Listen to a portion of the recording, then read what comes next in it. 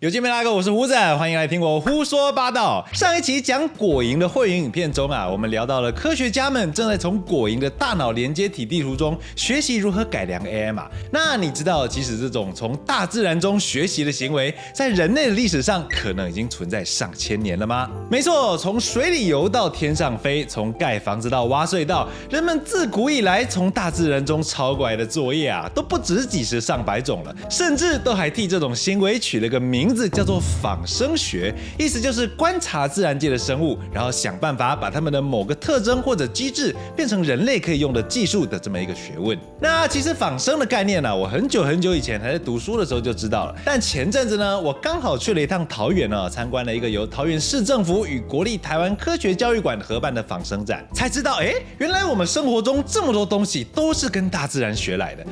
我覺得實在是太酷了。所以呢，回來之後啊，我就立刻查了更多資料，然後興致勃勃的做了這支影片。今天我們就來聊聊，到底我們都從大自然中抄了些什麼東西吧。那在開始聊仿生學之前呢，有件事我們得先搞清楚啊。上面雖然說到人類可能從幾千年前就在模仿生物制造東西嘛，但其實呢，仿生學這個詞是20世紀中的時候才出現的。而現在仿生學最廣泛的被使用的英文單詞 biomimicry 更是在1982年啊才第一次出現在學術論文當中。之後到1997年的時候啊，才有美國科學作家 Jenny Banyas 的著作推向全世界。而在這之前呢，人類雖然也有數不清的發明，看起來好像是從大自然中學來的，但真正有明確留下記錄的，其實並不多。像是你可能有聽說過什麼古人模仿蜘蛛網而發明了捕魚網，或者模仿糞金龜而發明了車輪，甚至傳說中的巧聖先師魯班啊，就是因為被野草劃破手指，觀察了這個野草鋸齒狀的邊緣之後，才發明了鋸子。但是呢，若以嚴格的現代科學角度來審視的話，這些說法幾乎都沒有證據支持哦，比較像是後人編造出的浪漫科普故事。以魯班發明鋸子的那個傳說為例啊，其實根據現代的考古證據啊，早在上萬年前的石器時代，人們就已經在用骨鋸和石鋸了。後來商周時期也有青銅鋸的使用記錄。或許到了春秋戰國時期啊，因為冶煉技術的進步，魯班他確實改良了鋸子，但他絕對說不上是鋸子這個工具的發明者。那麼科學史上最早留下詳細資料的仿生學先驅到底是誰呢？這個人你一定也聽過，他就是大名鼎鼎的博學家李奧納多·達文西。那達文西這個人到底有多誇張啊？各位之前應該都有所耳聞。既然我們今天聊的是仿生學，這邊就先不展開來講了，之後值得為他專門再做一期節目。總之呢，根據可靠的歷史啊，西元1505年的時候，達文西寫了一本鳥類飛行手稿。這本手稿裡面畫滿了鳥的翅膀啊、骨骼等等的結構，以及它們在飛行的時候羽毛是怎麼展開、怎麼收合，在空中是怎麼調整姿態等等的細緻觀察。然後呢，達文西就根據這些觀察設計了好幾款飛行器，也就是現在各位在許多遊戲和作品中可能都有看過的達文西撲翼機。只不過呢，即使聰明如達文西啊，還是沒辦法光靠從鳥身上抄作業就讓人類飛起來。畢竟同樣的空氣動力原理啊，在不同的尺度下效果是完全不一樣的。鳥的體型和重量啊，跟人類相比實在是差太多了，只靠單純模仿它們拍翅膀是不可能真的飛得起來的。這個其實也是仿生學裡面很重要的一個基本概念哦。你不能照抄，而是要理解背後的原理，然後用人類的方法去轉化。那後來喬治·凱利爵士就是這麼做的。那這個人大家可能沒那麼熟哦，但在航空史的發展上，他絕對是一個狠角色。1799年的時候啊，凱利爵士透過仔細的觀察，發現很多鳥在空中飛行的時候啊，根本沒有拍打翅膀，卻依然能夠停留在空中，甚至向上爬升。於是呢，他就非常天才的提出了把升力和推力分開的大膽想法。哇，這個想法最後顛覆了一直以來的撲翼機系統啊，正式宣告了固定翼飛機這個概念的誕生。他也因此被後人尊稱為航空學之父。那再過100年之後啊，各位比較熟的那對萊特兄弟，同樣也是透過觀察，發現紅頭美洲鷲這種鳥在空中轉彎的時候呢，會微微讓一邊的翅膀末端稍微翹高一點，另一邊則稍微壓低一點，這樣就可以產生不對稱的升力，讓整個身體傾斜轉向。他們根據這個原理啊，發明了一個叫做翹曲機翼的系統，解決了飛行時的控制問題，最終將數百年來的航空知識集結大成，制造出現代意義的飛機。你看，400年的時間，幾十代人的努力啊，人類從一開始的照抄大自然，到後來的理解、轉化，最後應用，這個就是仿生學最核心的精神。好了，那說完天上飛的，接下來說說地上跑的。大家有去過日本玩嗎？就算你沒去過日本啊，應該也聽過日本的新幹線列車吧？那你知道這套曾經創下多項世界紀錄的軌道列車系統，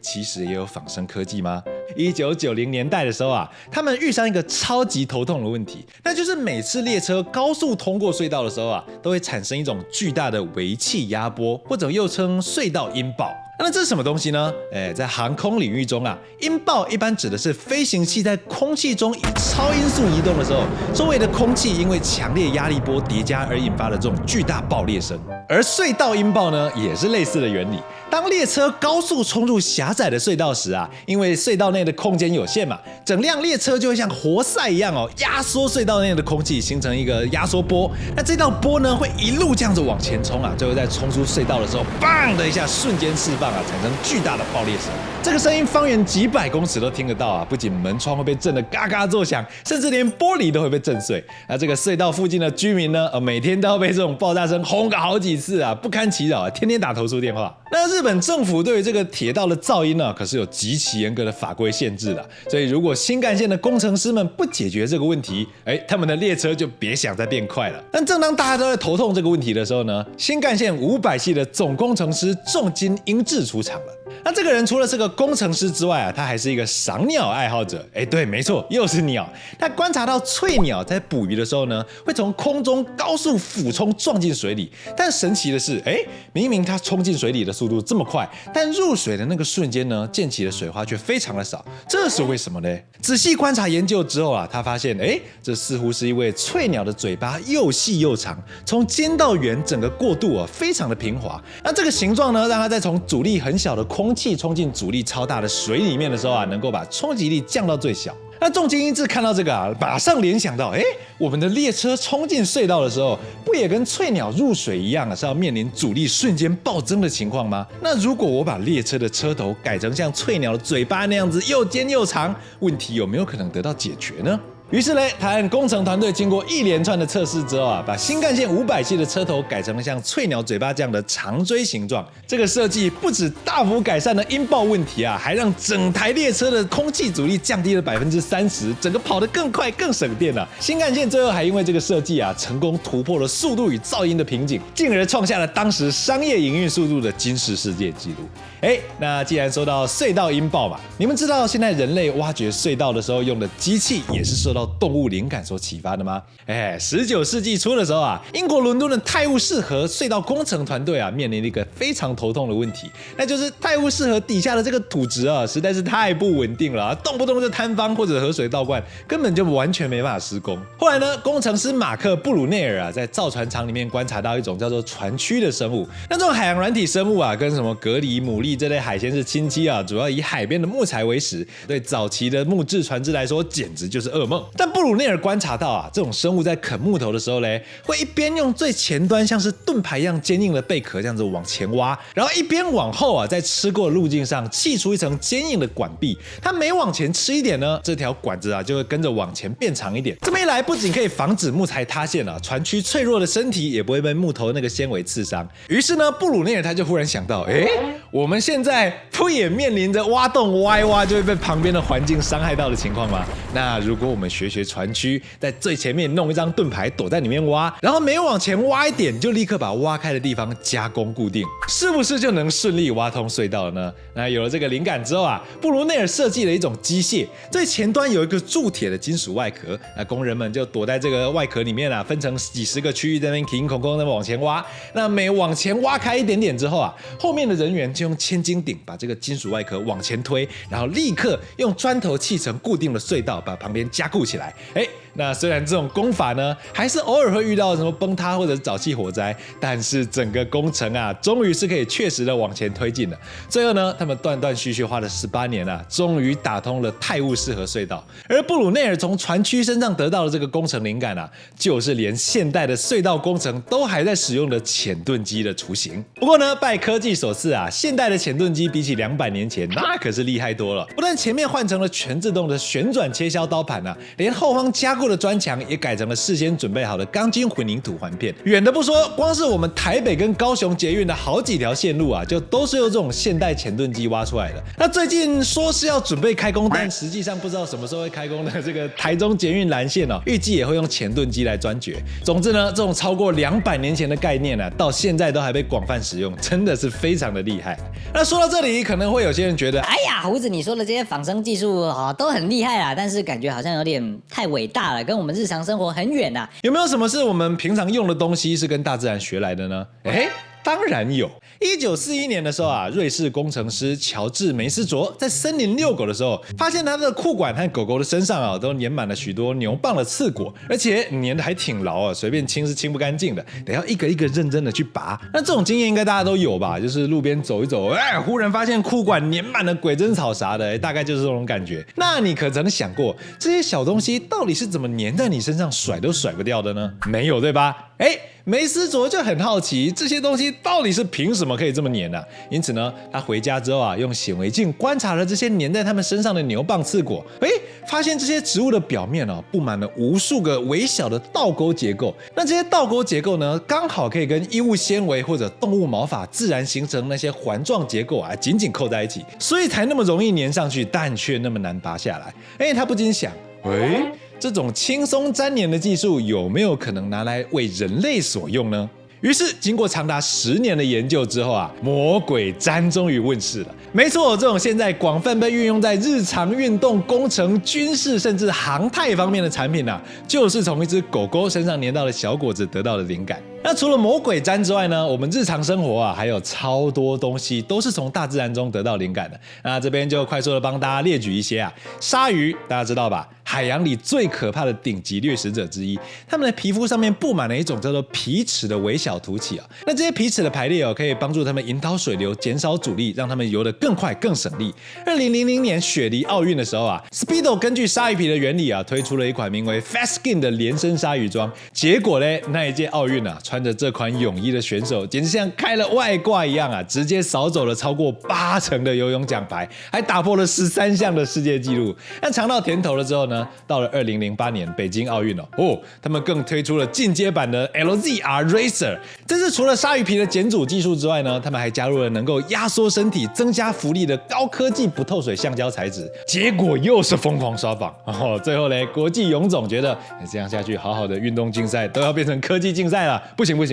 所以呢，他們就直接頒布禁令啊，把這種高科技連身泳衣給禁掉了。不過呢，現在啊，這種技術還是被廣泛運用在什麼船隻的塗層或者飛機的貼膜上啊，依然是相當的活躍。那再來蓮花，大家應該都看過吧？下雨的時候呢，水滴會像被施了魔法一樣哦，從蓮葉上面咕嚕咕嚕咕嚕直接滑下去，不僅完全不會弄濕它分毫，水滴滾落的時候呢，甚至還會吸附並帶走葉面上的灰塵、泥漿跟污垢，達到自我潔淨的效果。那這是因為蓮葉的表面啊，不僅覆蓋了一層天然的防水蠟質，更具備了微米與奈米級的雙重粗糙結構。那這種特殊的結構呢，可以在微觀尺度上啊，將水滴完美撐起，展現出極端的超疏水性。那科學家們仔細研究了這個原理之後呢，廣泛運用於像是機能服飾啊、建築塗料以及各種工程領域中啊，潛力非常的巨大。壁虎，大家晚上應該都有被它的叫聲煩過吧？這種小生物的腳趾上啊，布滿了數百萬根微米等級的剛毛，